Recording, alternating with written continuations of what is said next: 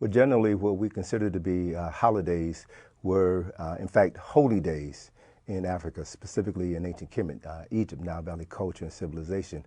And these holy days were timed to coincide with the relationship between specific celestial phenomena in the heavens, stars, constellations, the sun, and planet Earth. And that relationship literally affects everything on the planet.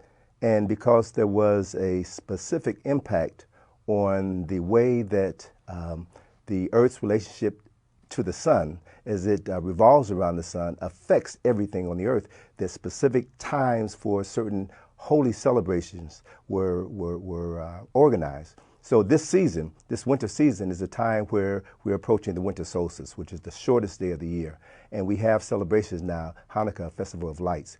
We have Christmas with Christmas lights. These lights refer to the fact that on the winter solstice, which is the shortest day of the year, day in which in the northern hemisphere we have 19 hours of night. And then the winter solstice spans from 4 days, December the 21st through the 24th. And then after that 4-day period of time, then the sun is born on December the 25th. That is, the length of the day begins to increase by approximately 1 minute per day. And that time frame was viewed in ancient Africa as the birth of the sun, the sun.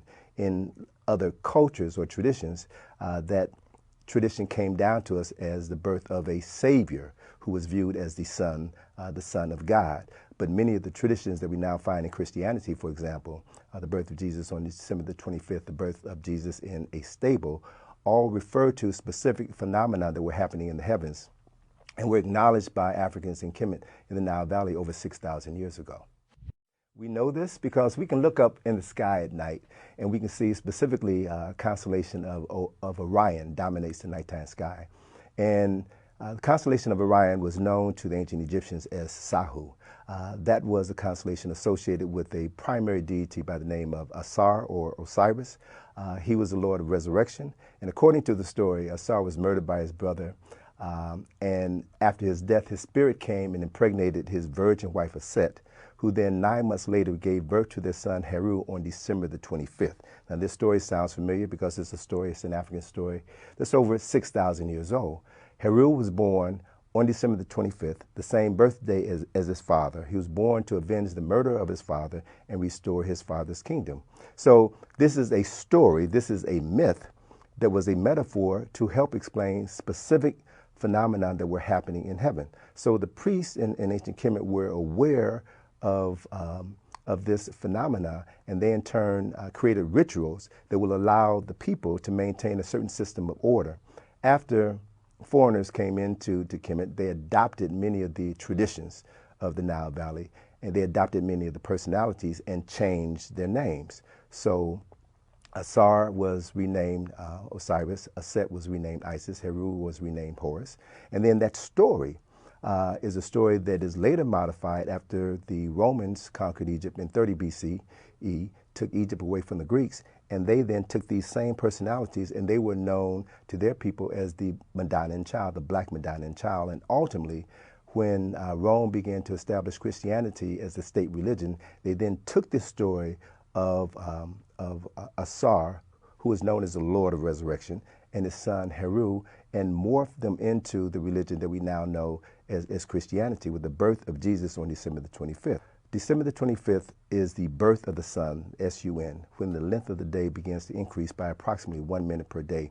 At the moment of the birth of the sun, the constellation of Orion is in the constellation known as Sagittarius, or which was known in ancient times as the stable of Aegeus. So it was said that the sun was born in a stable.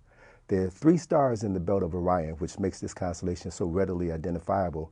And those 3 stars point to the eastern star, which we now know today is Sirius. Sirius is the star system that was associated with Set, the wife of Asar, the mother of Heru.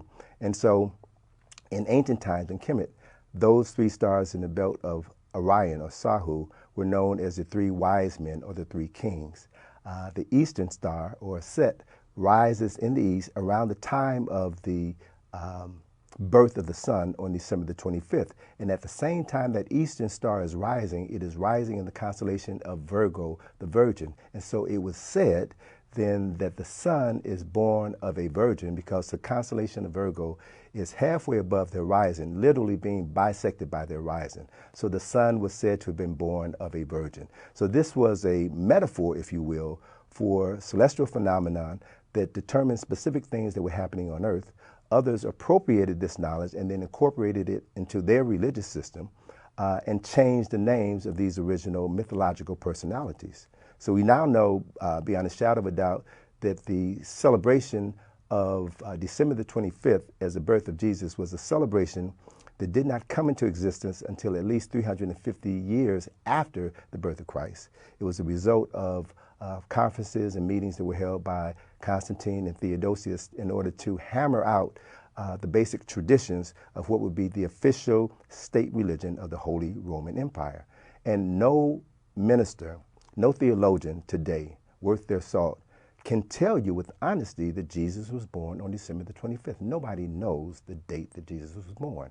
That date was appropriated because for thousands of years prior to the birth of Jesus, that date, December the 25th, had been celebrated as the birth of the sun, the S-U-N.